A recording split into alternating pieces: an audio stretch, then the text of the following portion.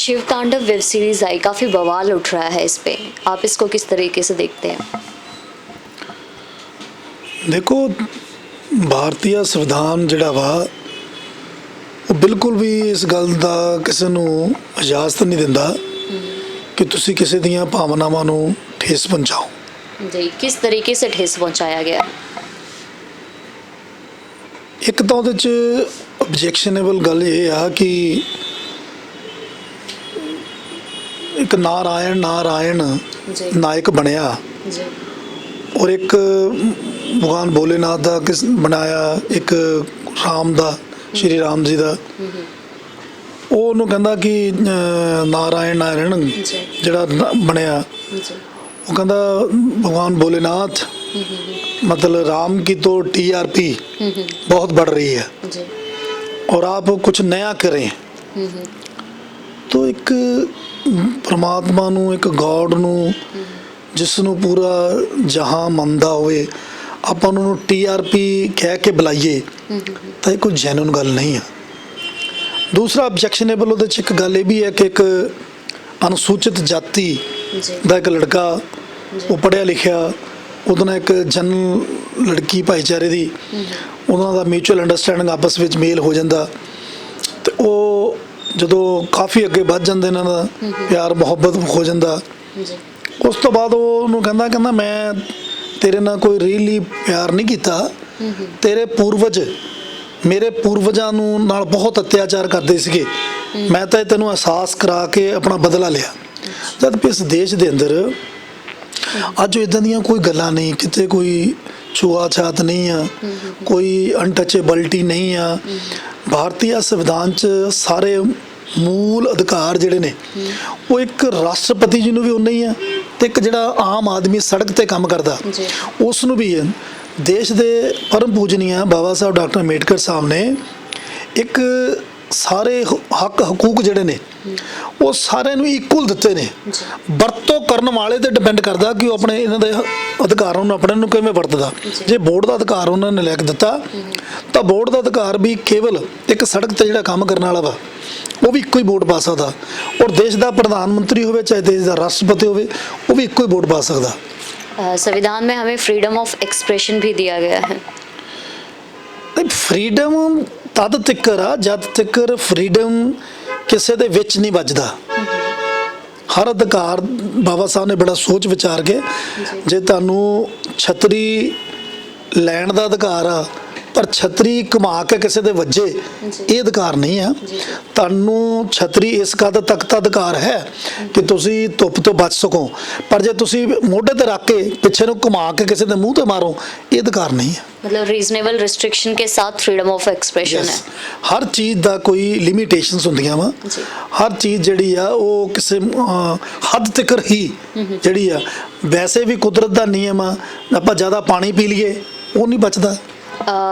जैसे कुछ लोगों का कहना है कि अगर आप एक वर्ड को ना पकड़े, एक सीन को ना पकड़े, आप पूरा कॉन्टेक्स्ट देखें, उसका आधार देखें, तो वो गलत नहीं है, क्योंकि जो मूवीज़ होती हैं वो इमेजिनेशन पे काम करती हैं, ज़्यादातर फिक्शन वर्क होता है। इवन मूवी स्टार्ट होने से पहले वहाँ पे लिखा होता है कि इसका जातिवाद से, व्यक्तिवाद से, धर्म से कोई लेना नहीं है, कोई लेना देना नहीं है।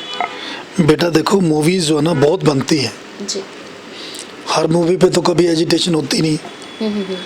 अगर किसी बात पे कोई ऑब्जेक्शनेबल चीज़ है जी, अगर वो बनती है तो तभी आंदोलन शुरू होते हैं।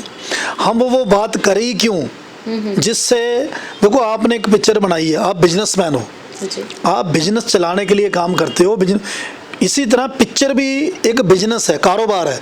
अगर आप उसको ऐसी बातें करो जिससे किसी समुदाय को ठेस पहुंचे तो मैं नहीं सोचता कि आप बहुत अच्छे कोई बिजनेसमैन होंगे। एक बार जहाँ पे शिव जी और राम जी का नाम लिया जाता है, ट्विटर सोशल मीडिया के साथ लिंक किया जाता है, दूसरी जगह आज़ादी पे चर्चा की जाती है कि आज़ादी चाहिए साम्राज्यवाद से, जातिवाद से, भुखमरी से। क्या वो हमारे ध्यान में नहीं आती है? देखो, जो राइट है जी, अब पूरे भारत में मैं किसी बात की इस देश इसके लिए नहीं कोई ज़्यादा टिप्पणी नहीं करना चाहता, लेकिन हर आदमी का अपना एक अधिकार क्षेत्र होता है। आज बेरोजगारी पूरे देश में इतनी बढ़ रही है, जी तो जो लोग हज़ारों की तादाद के स्टूडेंट बच्चे हमारे पढ़ लिख के बाहर आ रहे हैं, उनके हाथ में कितनी कितनी डिग्रियाँ हैं और उनको कोई कुछ काम ना मिले, तो फिर ऐसी भावना तो होगी ना। नहीं, तो वही बात है जहाँ पे इस मूवी पे जिस बात पे बवाल उठाया जाता है कि धर्म के नाम पे मोस्टली आपने देखा है और हम वही चीज़ देखते हैं, बट कहीं ना कहीं उसमें आज़ादी का डिमांड किया जाता है, आज़ादी के बारे में मांग की जाती है, तो क्या वो हमारा ध्यान आकर्षित नहीं करती है? आज़ादी तो इस देश में कोई भी आदमी है जिसके अधिकारों को हनन होगा वो तो आवाज़ उठाई गई। जी अगर मान लो स्टूडेंट्स है, यूनिवर्सिटी से पढ़ के बाहर निकलते हैं, अगर उनको कोई रोज़गार नहीं मिलेगा तो वो बात तो करेंगे ही। इसी तरह से बेरोज़गारी के अलावा कुछ और मुद्दे भी हैं देश में, वो अगर बहुत से मुद्दे, उन मुद्दों को हल नहीं होगा तो आक्रोश तो बढ़ेगा ही। उदाहरण के तौर पर आपको नहीं लगता कि अब किसानों का करंट मुद्दा ले लीजिए, जी अब उन्होंने कभी डिमांड ही नहीं की। उन्होंने कब कहा कि हमें जी आप 3 बिल पास कर दो संसद में, अगर आपने कर दिया, अब उनको मंजूर नहीं है तो उनको रद्द कर दो। ये देश जो है ना बेटा, ये डेमोक्रेटिक देश है।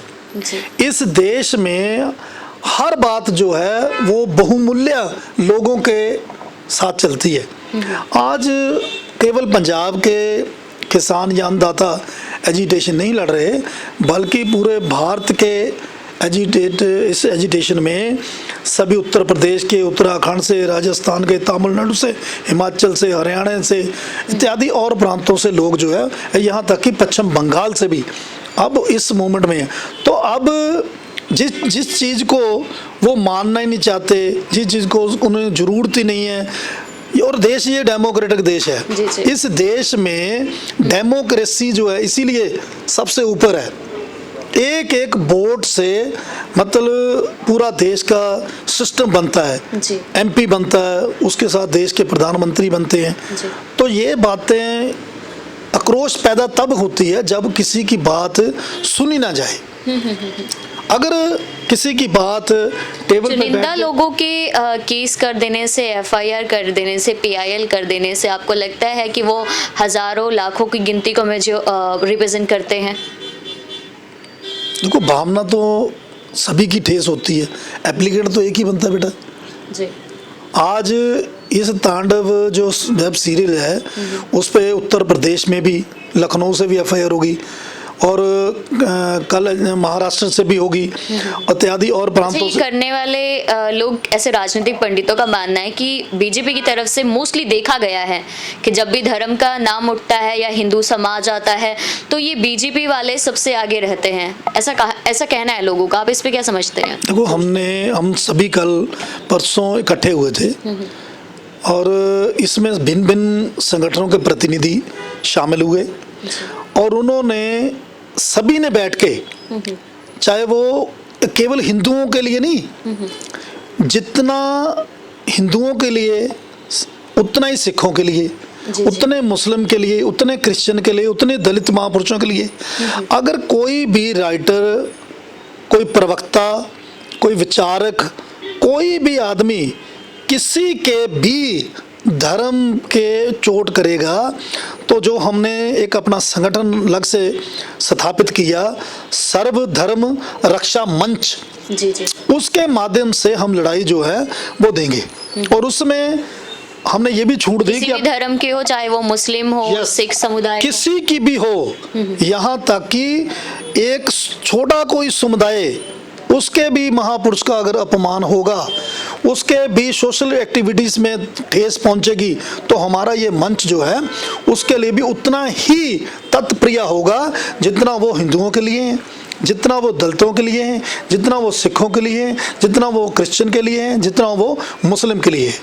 मूवी पे आ जाते हैं दोबारा। मूवी की बात करें, आपको क्या लगता है, वो इमेजिनेशन है या रियलिस्टिक है? मैंने रात देखी है जी, मैं जाके घर अमेज़ॉन पर डिटेल से मैंने देखा और मुझे लगा जी कि इस मूवी में इतना कुछ नहीं मुझे लगा कि मूवी कोई किसी तरह की कोई उसमें कोई किसी तरह की कोई घबराहट हो या सिर्फ वो सीन है। हाँ, एक देखने वाला एक कि सीन आप है। बैठ के एंटरटेन हो जाओ। हाँ, मैंने देखा जी। कि उसमें बहुत सारी ऐसी चीजें हैं जिसे इस देश का जो नौजवान है जी। उसको बारीकी से उसको समझना भी चाहिए कि कैसे इस देश में कुछ लोग राजनीति की आड़ में क्या क्या षड्यंत्र रचते हैं और कैसी वो षड्यंत्रकारी योजनाएं उनको लागू करते हैं। तो इस देश का जो नौजवान है, कुछ अच्छी चीज़ें भी उसमें हैं, उस अच्छी चीज़ों को उनको समझना चाहिए। और राजनीति इतनी गंदी नहीं है जितनी उस पिक्चर में राजनीति को एक गंदी बना के पेश किया गया है।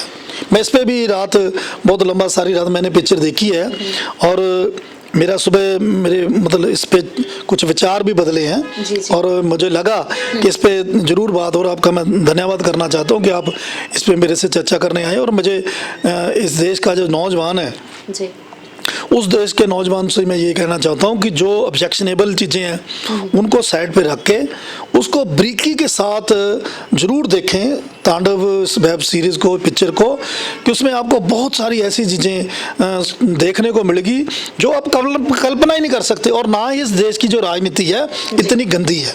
मतलब आप ये कहना चाहते हैं कि बिना सोचे समझे कोई फैसला नहीं लेना चाहिए, जैसे कि आपकी तरफ से भी इसके खिलाफ एक एक्शन लिया गया था, देखो, बट मैं आपने ये नहीं मूवी कहना तब देखी चाहता। नहीं थी पूरी। नो नो नो नो, मैं वो जो रेगुलर वो उतना दिखा रहे थे जी, वही मतलब आधी उन्होंने चीज पहला को देखा। नो, नो, नो, मेरी बात को क्लैरिफाई करने दीजिए। जो उन्होंने वो बात दिखाई कि भगवान भोलेनाथ पे जी। कमेंट्स पास हो रहा है, जी। श्री राम जी को और भोलेनाथ जी को ये कहा जा रहा है कि आप मतलब अपनी टीआरपी बढ़ाएं, आप भोले हो, श्री राम जी की टीआरपी बहुत बढ़ रही है। आप ऐसा कुछ सेंसेशनल वो ट्वीट चीज़ें- करें, ट्वीट क्या उसी होना पे- चाहिए, आजादी। उसी पे ही ऑब्जेक्शन है। पिक्चर पे ऑब्जेक्शन तो किसी पे भी नहीं होता। अब पूरे भारत में जितनी भी ऑब्जेक्शनेबल पिक्चरें बनी है, तांडव को बैन, इवन प्राइम अमेज़न को भी बैन करने के ऑब्जेक्शंस उठाए गए हैं। वो तो मैं इसलिए देखो, मैं इस पे ज़्यादा मेरे व्यक्तिगत क्वेश्चन या मेरे मंच से जो बना है जी। वो तो हमारा यही है कि जिन लोगों ने मतलब हिंदू देवी देवताओं का अपमान किया, चाहे वो एक्टर हैं, चाहे अच्छा, एक बार मैं आपको ये भी क्लियर कर देना चाहता जी। हूँ, उसमें हिंदू भी हैं, जी। उसमें मुस्लिम भी है, उसमें जैन भी है। जी। जो भी हमने को पर्टिकुलर एक कम्युनिटी को नहीं मतलब दोषी बनाया, हमने उस सभी को दोषी बनाया, जी। चाहे वो कोई हिंदू है, चाहे वो मुस्लिम है। जो भी इस देश के लोगों की धार्मिक भावनाओं को ठेस पहुंचाएगा वो इस देश के लिए हानिकारक है। तो आपको क्या लगता है कि जो हमें ये आज़ादी मिली हुई है एक्सप्रेशन की, या फिर वेब सीरीज़ और मूवीज़ की बात कर लें, मूवीज़ में खैर सेंसरशिप है, वेब सीरीज़ में भी होनी चाहिए क्या बिल्कुल होनी सेंसरशिप? चाहिए, बिल्कुल होनी चाहिए। और ये बात कल उठ भी पड़ी है, कल बात मैंने नेशनल चैनल पे बात सुनी है कि अब इस पे भी कोई नया मतलब प्रोग्राम शायद बनने भी जा रहा है। जब यूथ को, हमारी जनरेशन को अच्छी चीज़ें दिखाई जाए तो उसके जो परिणाम होते हैं या जो घटित हुआ हो वो इतिहास भी दिखाया जाए, ताकि वो क्रिटिकली एनालाइज कर पाए। देखो वो बातें अब मैं इस पे नहीं ज़्यादा कुछ चर्चा नहीं करना चाहता, लेकिन मुझे मेरे देश के प्रति मेरी भावना है कि मेरा देश खंडित नहीं होना चाहिए। जी। मैं इस देश के लगता है कि- नौजवानों से ये कहना चाहता हूँ कि अगर हमारा देश है तो हम हैं। जी। अगर हमारे देश का नुकसान हो गया, हमारी मातृभूमि का नुकसान हो गया, हमारा देश कमज़ोर पड़ गया, तो हम इस देश के जो निवासी हैं वो फिर ताकतवर कभी बन ही नहीं सकते। अगर हमारा देश ताकतवर है, अगर हमारा देश सुरक्षित है, तो हम सभी लोग ताकतवर हैं, हम सभी लोग सुरक्षित हैं। तो आप लास्ट में यही कहना चाहते हैं, मूवी से आपको कोई प्रॉब्लम नहीं हुई थी, ना ही मूवी में ऐसा कुछ था, बस वो जो नाम यूज़ किए गए हैं, जिस तरीके से यूज़ किए हैं वो गलत है? जो ऑब्जेक्शनेबल चीज़ है उसके बारे में दोबारा मैं फिर कहना चाहता हूँ कि जो भी ऑब्जेक्शनेबल चीज़ है उस ऑब्जेक्शनेबल चीज़ को लेके ही हमने कल पुलिस कमीशन साहब से अपनी बातचीत की थी और उन्होंने भी माना कि ये बिल्कुल गलत है, क्योंकि इससे देश में एक बहुत बनी बनाई एक आपसी भाईचारक सांझ जो है वो ख़त्म हो रही है और इसे तुरंत रोका जाना चाहिए।